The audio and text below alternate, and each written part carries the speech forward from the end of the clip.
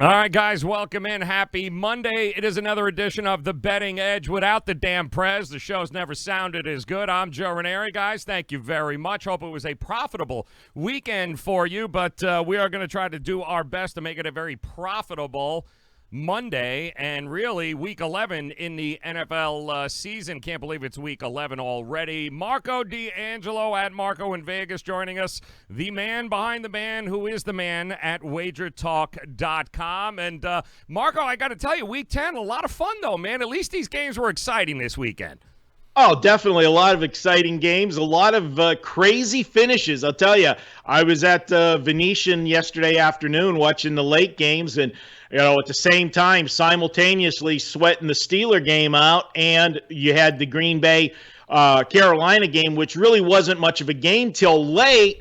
And Carolina made it a little interesting, and man, the sports book was going nuts on every single play because obviously, in Vegas, everybody's got an opinion, and they were on both sides of that game. But I can tell you there was more Green Bay action in the sports book yesterday, and when that next to last play, when they thought it was the last play of the game and Green Bay was done, the place erupts, all the Green Bay fans, and then there's the flag for jumping off sides and so forth. And then Carolina gets a reprieve, but still can't get it in there. And then, we'll talk about it when we get to the ending of the Kansas City-Tennessee game, the emotions of that last final 2 minutes of that game, and I was on that roller coaster ride with a ticket on Tennessee in my pocket. So fun day. That's Joe. When the hell are you getting your ass out here? Okay, I'm tired of hearing them coming. Listen, man, I got a winning fucking program down here with Miami. All right, I got a winning team here in Miami. I don't want to hear anybody say otherwise. The Miami Dolphins are winners. Damn it. We'll talk about that. 2 in a row. You know what, Joe? 5 in a row. 5 covers in a row now. Like what? 5 covers in a row, 2 wins in a row straight up. And you know what? Okay, the covers in a row, that's great. But you know what, Joe? I got to tell you, before we get into this, I thought, these people from Miami, I know a lot of people from Miami. I know you. I know Mark Lawrence. I consider you guys sharp. But Jesus Christ, what the hell's going on in the Miami? You guys can't even tank right. No. You made it clear you were tanking all year. Now you got 2 wins. Now you've screwed up that number 1 draft pick. Yep. You've given it to the Cincinnati Bengals. That's correct. Yep. And it's funny because the beat writers down here, we talk to them every week, and the beat writers are just, their hands are in the air. They're like, I don't know what you guys are doing anymore. Like, why is Josh Rosen? If you start Josh Rosen, you can guarantee not to win every game. Like, what Fitzpatrick, the dude, I don't know what it is. I don't know what's going on with that guy, 30-some-odd years old, but he's all of a sudden got these 22-year-olds laying out, man. They're playing the best football of their lives, and it's all because of Fitzmagic. The guy's a curse. He really is for a tanking team.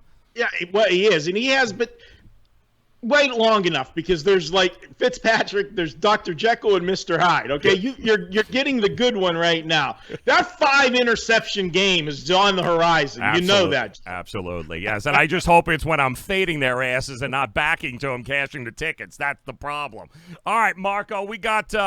We'll go through every game here. Week 11 coming up. We got the lines out, of course. We'll run through every game here, guys, according to the game number. Give you guys an opportunity to follow along, and don't forget, of course, WagerTalk.com. Everything you guys need to make it a profitable week is at WagerTalk.com. And Marco, we'll start game 309-310. Oh, boy, this should be fun. Pittsburgh Steelers taking on the Cleveland Browns. Now, Pittsburgh, of course, another home win as an underdog. Congratulations, Tomlin. Very profitable. And Cleveland takes down an old AFL buddy there, the Buffalo Bills. Listen, they were 3-point favorites. They won by 3 points. They did exactly what they were supposed to do. I don't know. What do you think this line is? Where is it? Where do you think it should be here, Marco?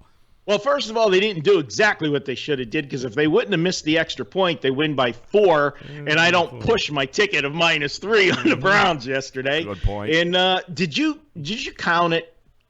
10 plays from what, inside the 5-yard line yesterday? Ridiculous. Absolutely ridiculous. Yep. Freddie Kitchens, man. The guy, we commented before we came on, anybody from Pennsylvania or Ohio, it's November, it's hunting season, go out, get the rifle, go look for the deer. But you want to talk about a deer caught in headlights. You look at Freddie Kitchens sometimes on the sidelines. God, does he look like he's overmatched at times.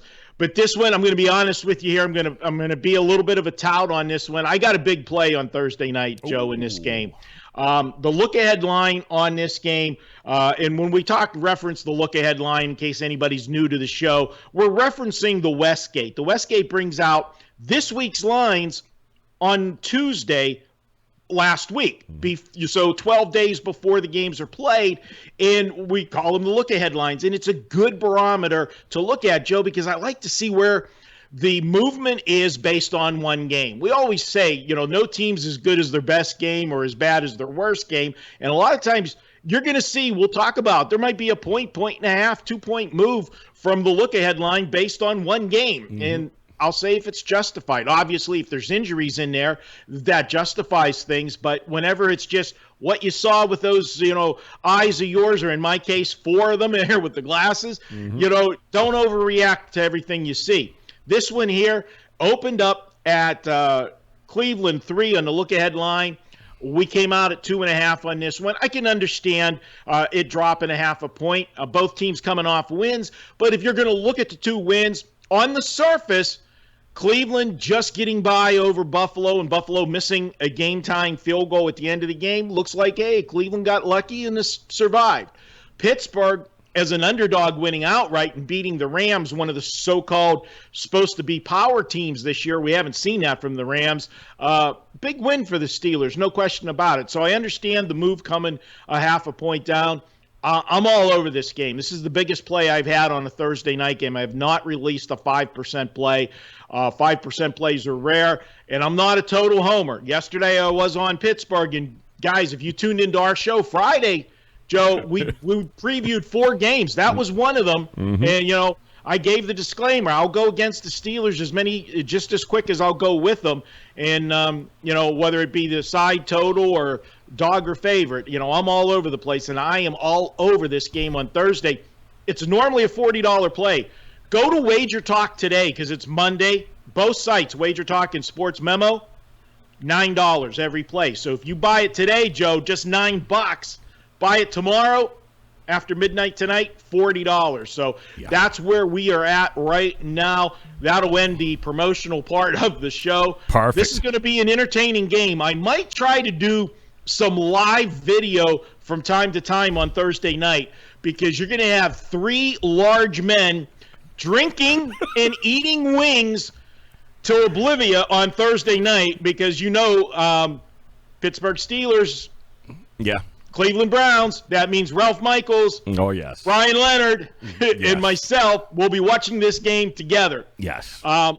What's going to hurt? I'm going to have to see. Am I using Cleveland and have to actually be rooting? I might have to drink if I'm using Cleveland. Yeah. But you'll find out. $9.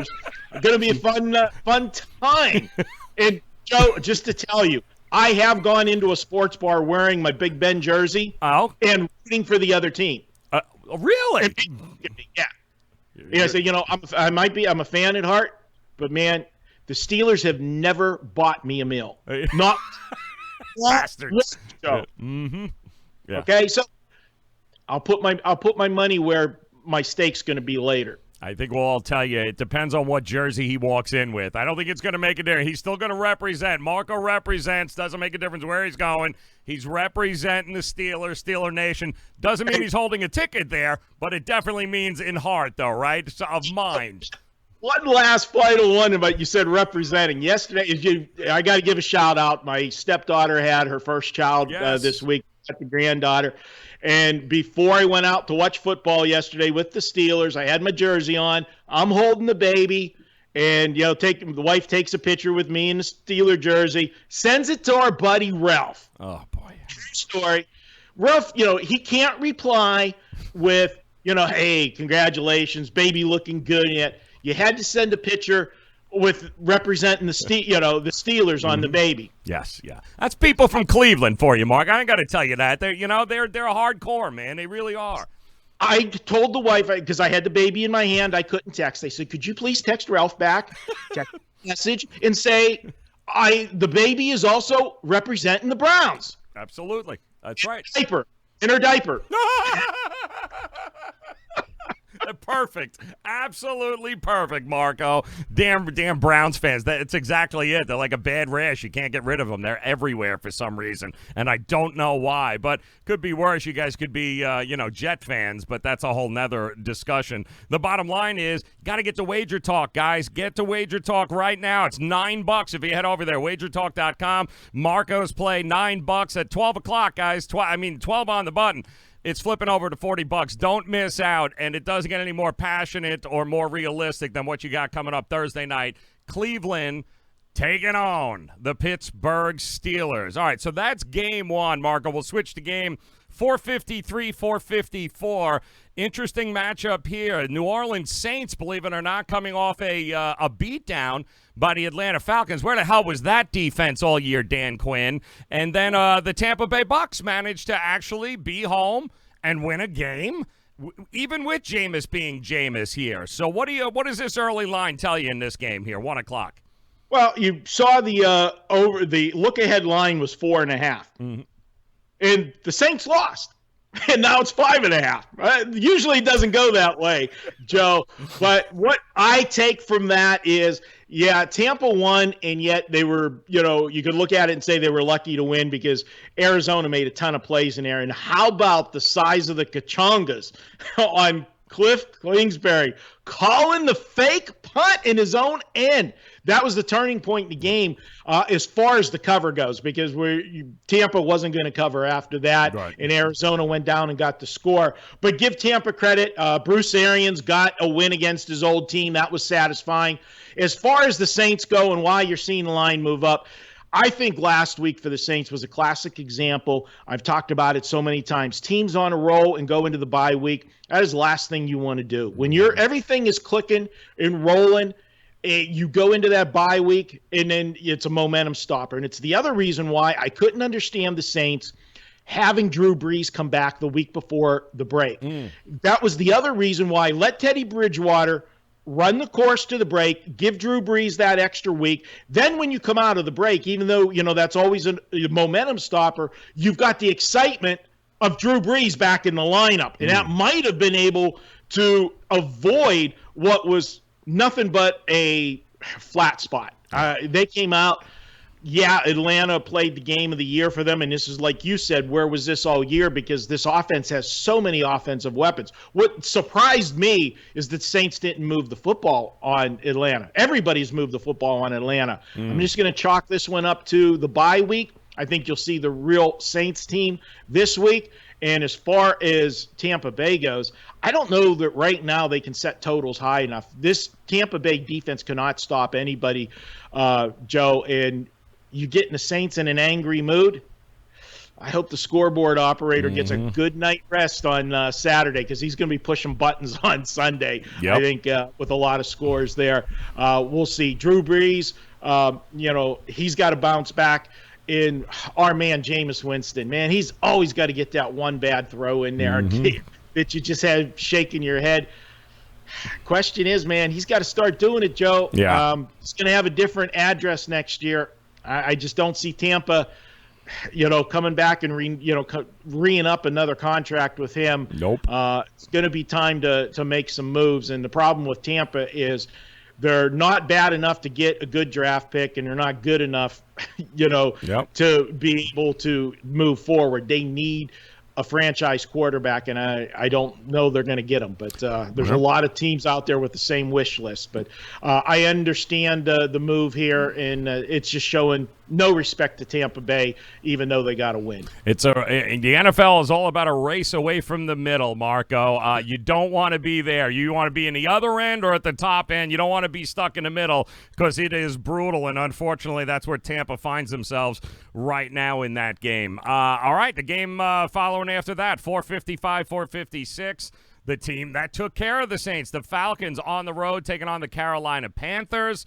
Falcons, bye week, they come out, rejuvenate. I don't know where the hell that team was, especially on defense. All the same pieces, but they managed to put it together. But, of course, the Carolina Panthers, Listen, it's been tough sledding for them. That's not an easy place to go play. It's not an easy spot to be in. But you know what? They went there. They were still a yard and a half short from possibly putting that game into overtime. What do you think about the way this game opened up? Yeah, you look at it, the look-ahead line, Joe, was 7 at the Westgate, and given yesterday's results, we've got it opening up at 5.5.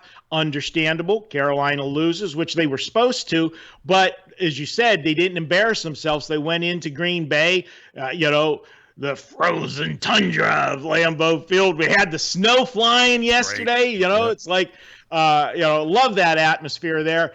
But you're going to see the line come down because Atlanta played so well yesterday. New Orleans was the hottest team in the NFL next to the New England Patriots, and they got beat. It wasn't like a fluky win. They got beat from pillar to post. Atlanta took it to them, and so we see the market move. Now, do you want to trust Atlanta 2 weeks in a row? Because, there's going to be a lot of people that'll jump on the bandwagon and say, oh, hey, this is Atlanta. This is what we expected all year.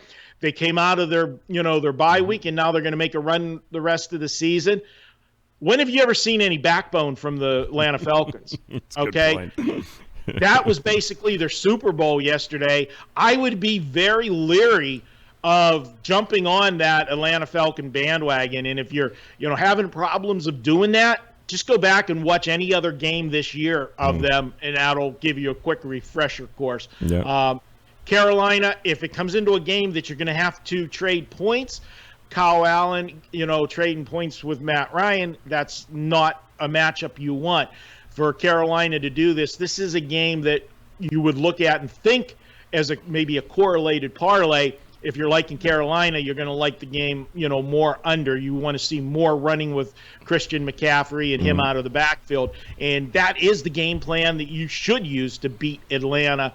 But Carolina, Kyle Allen, I'm not saying he's putting them up big numbers, but he's not beating them. He's keeping the team in a position to win games. Where Cam Newton did that a lot, he also put them in positions to win. But too often, Cam Newton was making some bad throws and just lost the confidence of this team. And, we said it last week when I talked with Prez. I said, I don't think you're going to see Carolina, Cam Newton in Carolina taking a snap again. Yeah. This is Kyle Allen's team now. So this is a big game for them to bounce back, see how they bounce back. But I understand the move. You could say it's justified. I'm not saying Atlanta's the side, though. I think Carolina comes back with a big game. Yeah, if I'm Cam Newton, what the hell are you coming back to, dude? You played enough football. You got a couple of $100 million in the bank, dude. Why? You want to know your name in a couple of years, don't you, Cam? There's no reason for you to come back, my friend. Game 461, 462. My New York Jets are now winners. Congratulations. They don't suck as bad as the Giants do, taking on the Washington Redskins coming off a bye week. Like we said, a race away from the middle here. What do you think we're going to see, Washington Redskins and Dwayne Haskins? All right. So first of all, you live in Miami and got to watch the Dolphins all the time. And then your natural team that you root for is the Jets. Yes. Oh, now I understand why you drink, Joe. Thank you very much. Thank you. I thought it was great. I figured it out. Ralph, I know he just likes to drink. You have to. I don't have it exactly. I don't have a choice. Okay. Yes, I don't. Yeah, look at my options here. Thank you. Jets, Washington. The look-ahead line was 1.5. The Jets win. No movement off their win. Nobody was impressed with the win over the Giants. It was a bad spot for the Giants. We were on the Jets yesterday with teaser, getting them at home and getting that over the touchdown. I thought was a gift against the Giants. That was just a total overreaction to the Jets losing to Miami the week before. Yeah. Now you look at Washington coming in here. Haskins, I'm not sold on him. He hasn't showed me anything from preseason when he played to the times that he's got into games this year. The Washington Redskins are just a total mess, and it starts with the owner of this team. Do I want to back the Jets here on the road? Not sure. If you ask me to pick one game on the card that I don't want anything to do with. This might be that one game.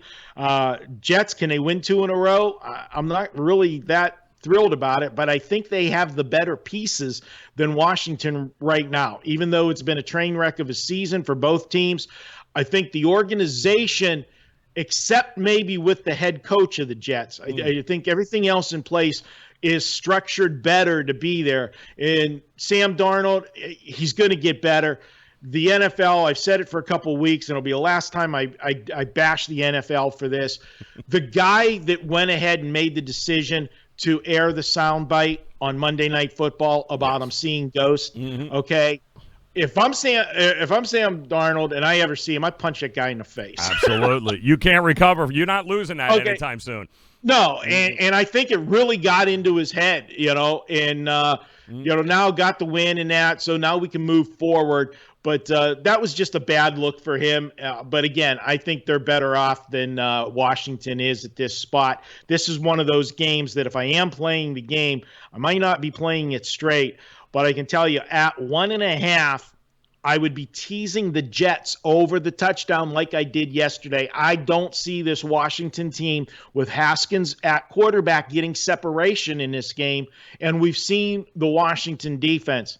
They've given up a lot of points a lot this year. So the Jets should be able to score against them and stay in this one. I think this is a great teaser candidate. Don't lose the 1.5. If this game goes to pick, then your teaser things are gone. So the fact you can get it over a touchdown right now, do it. Because even if it does go up from 1.5 to 2 the other direction, what did you lose? You got 7.5 versus 8 on the teaser. Yep. The key is getting that 6-point teaser, and this is one of those ones you want to use the Jets on. Going to game 463, 464. The Buffalo Bills. Nobody circles the wagons like the Buffalo Bills, huh? Miami Dolphins, Buffalo Bills. How about this AFC East matchup here? Miami, all they do is cover, right? Isn't that right, Mark? Right? Good teams win, great teams cover. Well, I guess they're great because they've covered 5 in a row now. Buffalo, they can't stop the run. I just don't know that Miami's going to be running all over them. What do you like in this game? Yeah, I think this was one of those ones where we've got a total overreaction to the line. The look-ahead line in this game was 7.5. We're out here at 5.5 now with it. And, Joe, this is one of those ones where I'm going to give you a little angle. It's the second meeting, and I love looking at the road team in the second meeting. If the first meeting they were a big favorite, which they were, and barely got by. Okay, so most people would sit and look and say, well, Miami almost beat them in Buffalo at home. They're a live dog. I got to they're going to get them here. Well, maybe, and just maybe, and it was just like New Orleans. Buffalo went into their bye week on a roll. And last thing you want to do when you're on a roll is get that momentum stopper. And then you're coming out playing a team that's playing horde and you just think you got to show up and win. I think that's what happened in the first game. So now we're getting line value because the market's over adjusting to the first meeting. Now we're getting added line value over adjusting to Buffalo losing to Cleveland yesterday. And the perception is, Cleveland only had 2 wins prior to yesterday. They were 2-6. But this is a team that was hyped all summer long that there was so much talent on the Cleveland Browns roster, which there is, and why the Sharps week in and week out have continually bet the Browns even though they weren't winning. So this is a total overreaction. The value is on Buffalo. I think they come in here. They take Miami seriously. And if you get a team that's taking them seriously and have all hands on deck, remember yesterday they beat a team without their starting quarterback, which in essence was actually facing the third-string quarterback because Brissett was the backup to start the year. This is a spot where I think is a good situation for Buffalo to bounce back. And I'll probably be looking at the Buffalo side on Sunday. Love that. 465, 466. Coming off their bye week, the Houston Texans traveling to Baltimore, taking on the red-hot Ravens. From what I understand, just give Lamar Jackson the MVP trophy. That's what everyone keeps telling me. Congratulations, you can beat a high school team in Cincinnati. But the Texans, they could use a little time off. They were a little banged up there, but a little week off. Now they're coming out. They're heading on the road. They're in a tough division. Tennessee won't lose now. What do you think about this game with the Ravens and the Texans?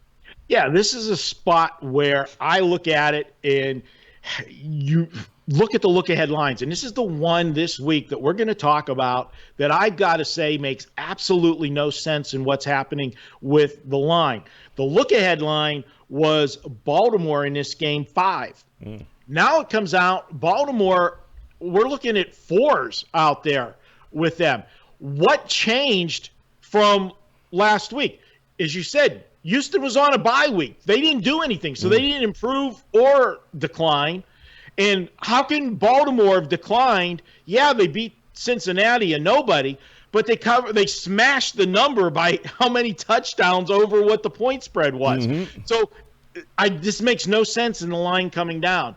As far as injuries go, yeah, some of the guys that were just, banged up a little bit, that's going to make a difference for Houston because the last couple games they played, they had nobody left on defense. Now, the key to that, Watt's not back. He's gone for the year. So, some of the other guys that are dinged up the week off helps. But still, this is a team that's got defensive problems now with the injuries.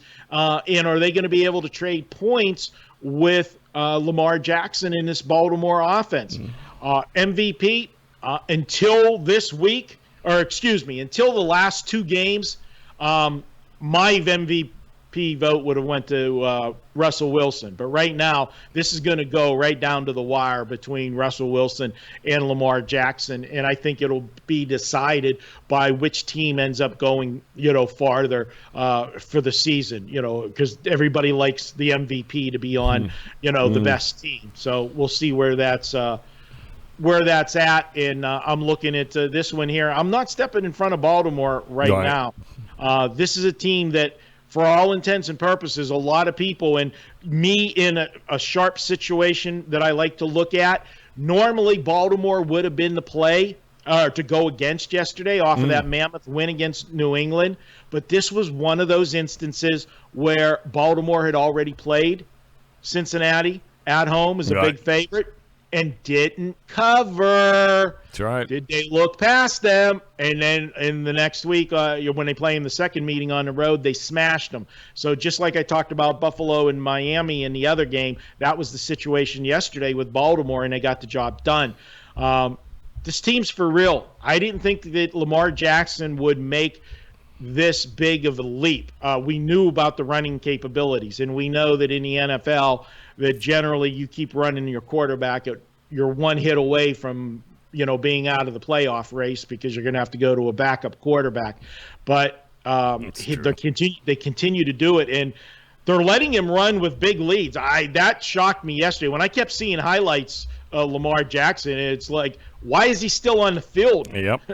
Coach Harbaugh, you don't want to lose your franchise quarterback, but the passing game for him this year, I have never seen a quarterback go from 1 year to year 2 with as big of a leap as this guy has had. It's pretty amazing, Joe. And I hate to say it as, that old Steeler fan in me right now. Now we're talking fan, not betting. Baltimore's for real, and they're going to run away with this division. Yep, well coached, and again, he's a $190 soaking wet, guys. You don't want him having to run into the middle of the field if he doesn't have to be. Give the ball to Ingram, damn it. Let him run around the field over there. He can take it. Did you see the Heisman option yesterday? Awesome. Absolutely awesome. Yeah. To have the 3 Heisman guys on there, and then run an old school pitch like that to RG3. Yep. RG3 they're having fun, but seeing stuff like that, Joe, when you're betting teams, you see stuff like that, and the teams are having fun. Yep. The chemistry between all of those players, that's something that's not in the stat line. Right. Okay? you don't get that kind of stuff just looking at the numbers. Yep. And that's worth something in your handicapping. Yep. This team is buying into everything they're doing, and they're having fun doing it. Yep, they're believing. That's for sure. And that's the last of the 1 o'clock games. Also keep in mind, guys, Green Bay, the Giants, Seattle, and Tennessee all on byes in Week 11. We get to those 4 o'clock games. We'll start with 469 and 470. The Patriots regrouping, licking their wounds after the beatdown from the Ravens there, taking on another team who actually could, use a little week off there to mend some of the health that they've got a little banged up. That and the Eagles. Eagles at home, New England coming off the bye. What do you think of this game? Yeah, this is going to be a good game. I haven't settled in on a side between these two, but this will be probably one of the more entertaining games of the weekend. Belichick off a loss. You know he's not going to be happy, and we'll have everybody bringing out every stat in the book with Belichick off a loss. And we talked about last week, there was a stat out there with the Minnesota Vikings and Coach Zimmer. These premier coaches in the NFL, they do bounce back. And Zimmer, after yesterday's win over Dallas, now 18-5 following a road loss against the spread. Joe, it doesn't get any better than that. That's a powerful number. And people will be quoting numbers like that with Belichick this week. But you've got Philadelphia 2 weeks to prepare as well. They're going to have some wrinkles in there. Carson Wentz, this is a guy that, at times looks like the best quarterback in the NFL. And then if you can get some pressure on him, looks average at times as well. We know Belichick can do scheming and giving the extra week off. That's a benefit with Belichick on the coaching edge. But looking at this one with with Philly at home as a home dog, that's going to be pretty tempting. I might end up finding myself on that home dog, and we can't, erase the fact that New England, they still have played the easiest schedule in the NFL. And it's not even close. Yep. And that's going to be a factor as they start to play a little tougher schedule down the stretch to see how they come out. And I'm looking at the board here, Joe. I mean, it's early on a Monday morning, but this is one of the heaviest bet games so far as ticket count goes. 83% of those tickets are on the New England Patriots. Shocker that the public loves New England. What a shocker. Of course you do. You've loved them for 20 damn years. All right, so what do you do here now? Game 471, 472. Cincinnati Bengals. They made the switch. Andy Dalton on the bench. We got to see what this kid Finley can bring us. And he showed some nice things yesterday at moments, but he was a rookie. But he's taking on the Oakland Raiders in Oakland, and Oakland, of course, spent the first month and a half, it feels like, on the road. They just coming off of that win, a little extra rest Thursday night, taking down the Chargers. What do you think in this game? I'm thinking John Gruden has done one hell of a coaching job this year with the Oakland Raiders. This team is basically looking like a team that's a year ahead of schedule. I didn't expect to see this improvement until they came to Vegas next year. And remember, this team started out, they were supposed to have a star-studded wide receiver core, and that went up in smoke before he even played us down for the Raiders. I can't imagine they wouldn't have been as good if Antonio Brown was on the team, because he would have been a major headache and distraction. Absolutely. This team's playing great. What a great win for them on Thursday night against the Chargers, to stay alive in the division. And with Kansas City losing yesterday, Oakland's got a realistic chance. Are they going to do it? No, but it's believable that they're in the race right now. Yep. Dangerous spot. Look-ahead line was 8. Ooh. Now we've got a number of 10.5. That's a 2.5-point move based on the eye test. Okay, and the eye test was everybody saw the Raiders on a primetime game on Thursday night, look good in beating the Chargers, made Phillip Rivers look very bad, and you never really talk about the Raiders' defense other than being bad to make a statement right. that they had Rivers confused. I don't know where he was throwing some of those passes. He must have thought he was in the backyard with his 9 kids, tossing them just all over the place, making sure everybody got a chance to catch one. So Both true. teams, I don't know. This is a spot. You talk about a letdown. How does Gruden get this team pumped up for this game this week? You talk about a dangerous flat spot. This is a big flat spot for the Oakland Raiders. I don't know that I can lay the extra number that they're asking you to lay with Oakland in this one. So be careful if you're going to play the Raiders here. It is what we could call a trap spot for them. And it's not like they have a big game to look ahead to, because on the horizon, other than if they're excited about going to the Big Apple, they're playing the Jets.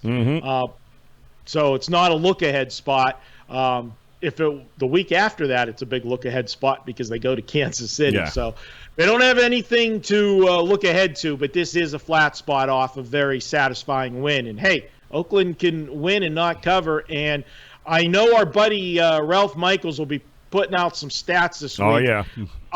I am sure there are a ton of stats that support winless road dogs with the inflated numbers. I'm just going to take a guess that sometime this week we'll see that stat from Ralph. So yes, that's one of those hold your nose plays, is our buddy Mark Lawrence likes to say, and Cincinnati is definitely that one if you want an ugly team to look at. It's ugly for sure. Maybe the best thing for John Gruden was the fact that Kansas City did lose, so he doesn't have to sell the fact that he ain't that far behind from what Kansas City is doing. So that might work into his favor.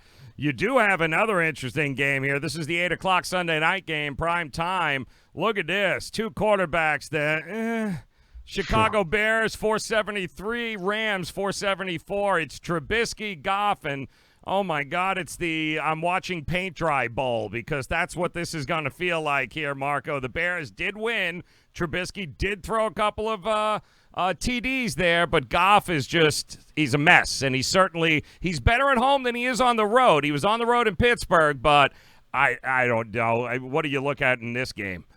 Well, you look at the numbers here and what we saw happen. The look-ahead line was the Rams 7.5. And understandable. Chicago was playing horrid, and Rams were off the bye week coming in. They had a couple big wins in a row, but again, I said, look at who they beat. You can't get excited about the fact that the Rams beat Atlanta and they beat Cincinnati. Those are 2 bad teams. We know that. The test was going to be yesterday, and they failed that test. It was a 17-12 game. The Ram offense scored 3 points. 9 of those points in that game were by the defense.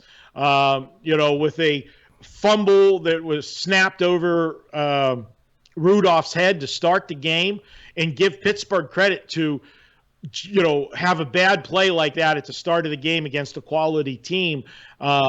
They could have unraveled, going down 7-0 immediately. And they stayed the course. And Mason Rudolph for the Steelers, that might have been his coming out party yesterday.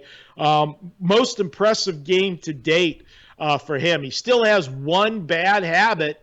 Stop holding on to the football as long as you do. Get rid of it. Go to your check down progression quicker, or throw the ball out of bounds. And I'm not a fan of the rules. I understand we got to protect the quarterback, but I hate the rule of, you're in the, inside the tackle box and you can just chuck it out, just get it to the line of scrimmage. Let them get hit. The defense there, but and take advantage of it. But he doesn't do that. For the Rams here, we see the line move from 7.5 to 6.5. I understand that move. The Rams did not look good. And the problem for the Rams now, only one game all season have they rushed for over 100 yards. Todd Gurley at times looked good yesterday at the beginning of the game, and it's a recurring theme. They didn't play last week. So he had a little bit more, pep in his step, so to speak. This is a guy that, and it's a shame, he's one of the best running backs in the NFL. But there's no question that knee, since last year, we've seen a problem. It's never been right, and I don't think it's ever going to be right again. And as he takes the hits, you see the yardage decline. And when they're not running the football and teams are bringing the pressure on Jared Goff the way the Steelers did yesterday, we see the kind of results, and it resulted in a 4-turnover performance by the Rams.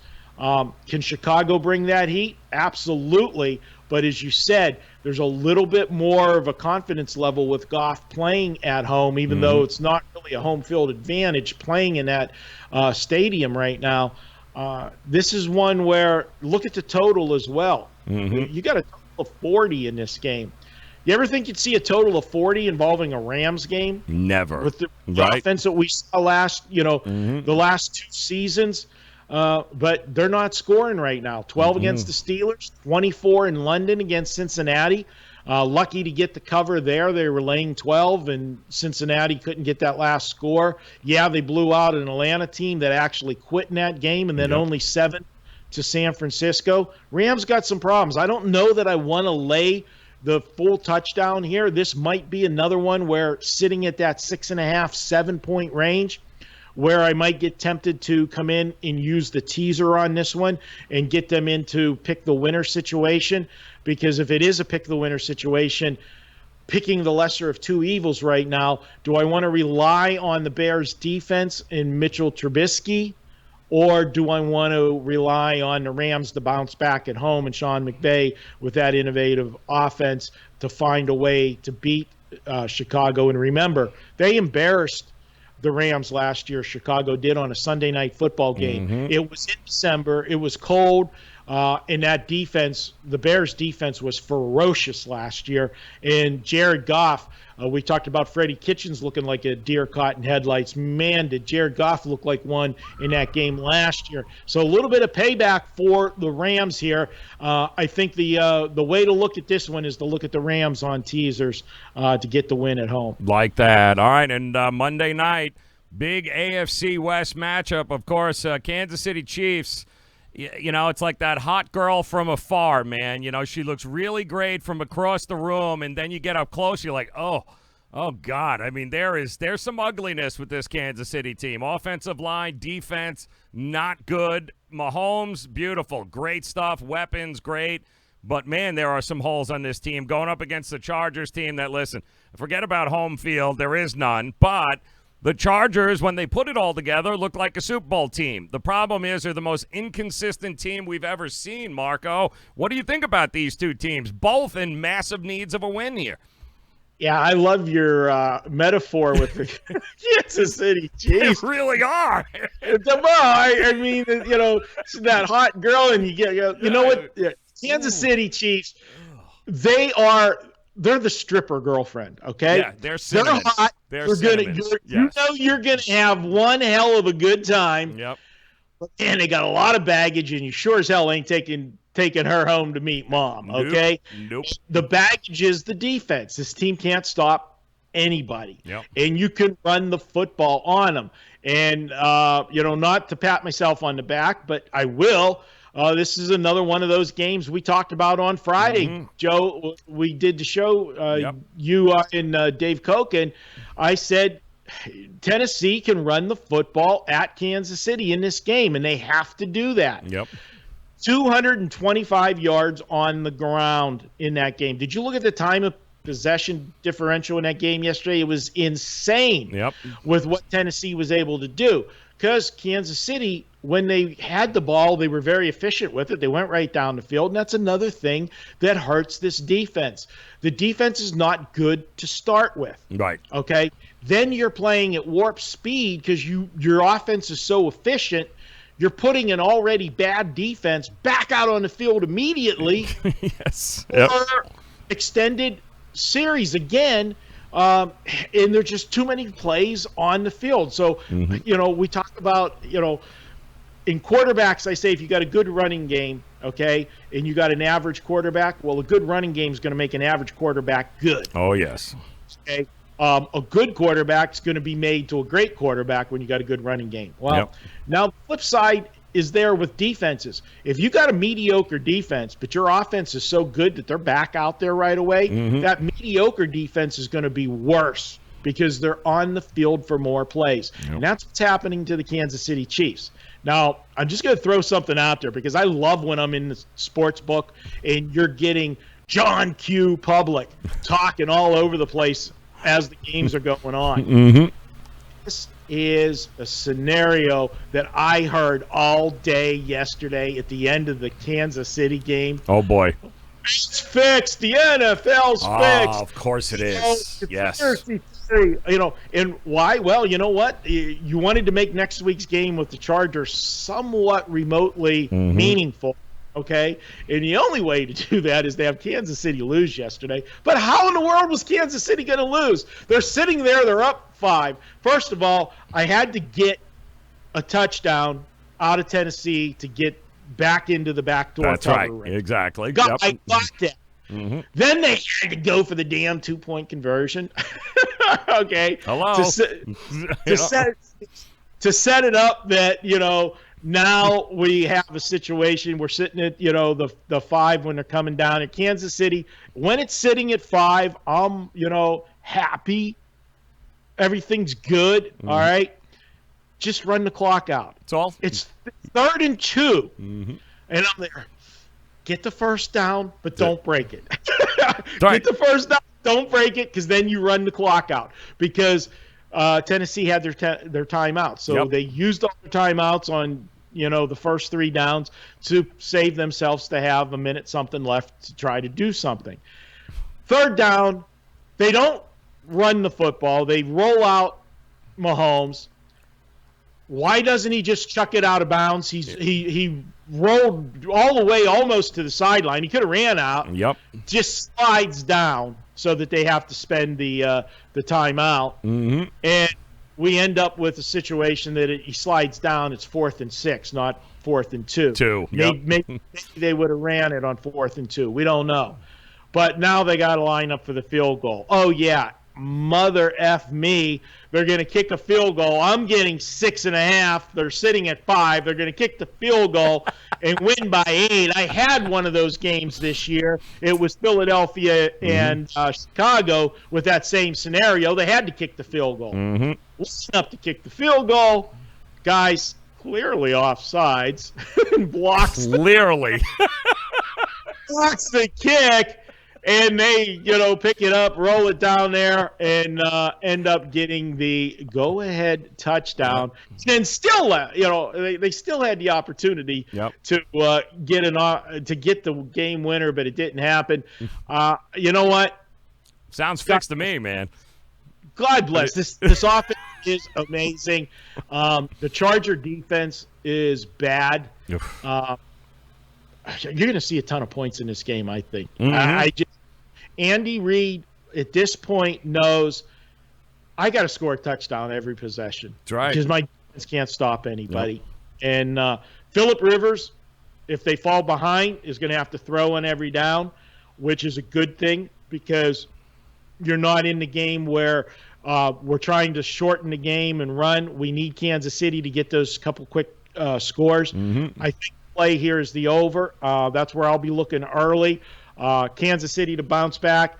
There's going to be a lot of people wanting to take the home dog here. This is going to be the spot that's attractive for people.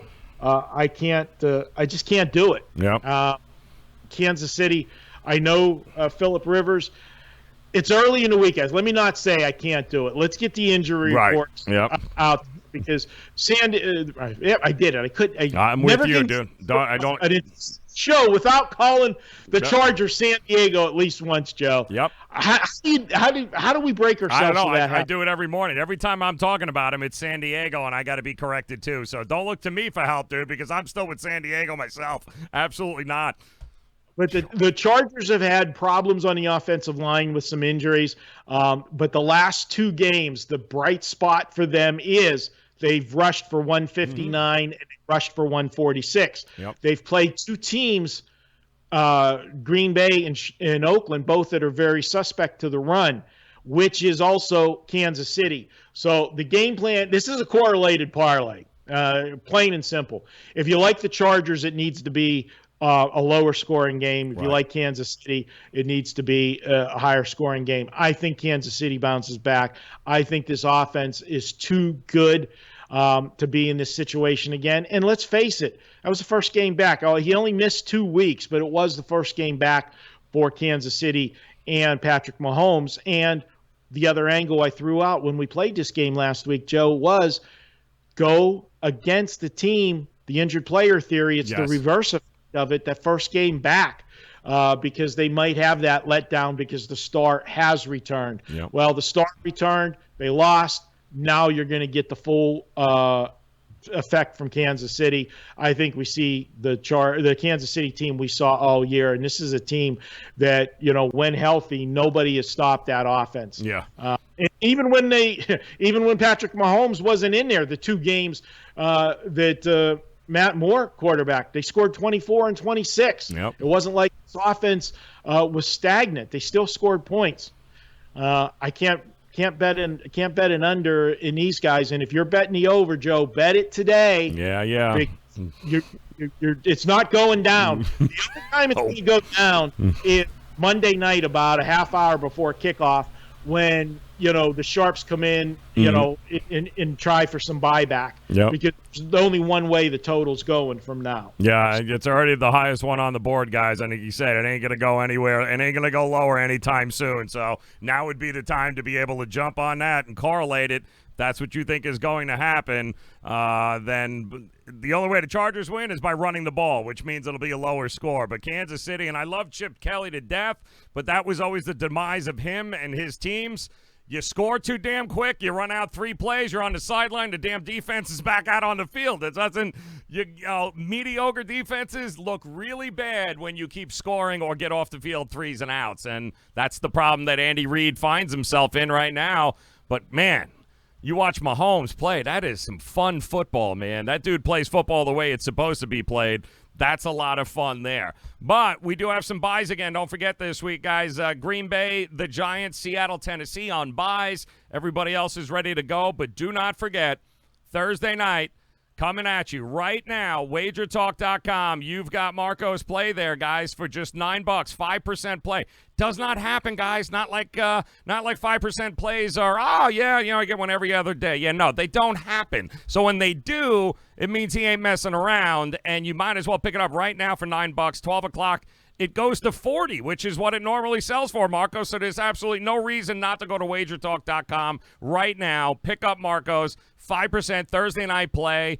It's Steelers. It's Cleveland. He's been all over it. He's been waiting for this one. So for $9, Marco, it doesn't make any sense not to go WagerTalk.com and get it right now. Absolutely. And like I said, we'll have some live video from Thursday night. I can't wait. I can't wait. Jump on a plane, Joe. Get out here. I'm telling you. As soon as Miami stops losing games, I'll be out there. Don't worry about it. I got to watch them. I keep hearing this. I want you in studio. I want to have you come in and do some videos with us guys on the Wednesday lineup. Get some Wager Talk videos. It would be a good time. What's the weather? Is it below 50, above 50? What do we got here? Because I ain't got clothes for anything less than... Weather's been good this week. We had a little cold front last week, but it's been good this week. It's Miami weather. You'll do just fine. All right. I was going to say, because if I see my breath, I ain't coming. I'll just tell you that right now, man. Marco D'Angelo at Marco in Vegas on Twitter, guys. WagerTalk.com. Make sure you get there. The Prez will hopefully be back tomorrow because I'm sick and tired of covering for his ass. He will be here. But as always, guys, best of luck to you Monday night tonight. Plays are up. WagerTalk.com. Go get there today. Marco, love you, brother. Thanks for the time, man. We'll talk to you again next week.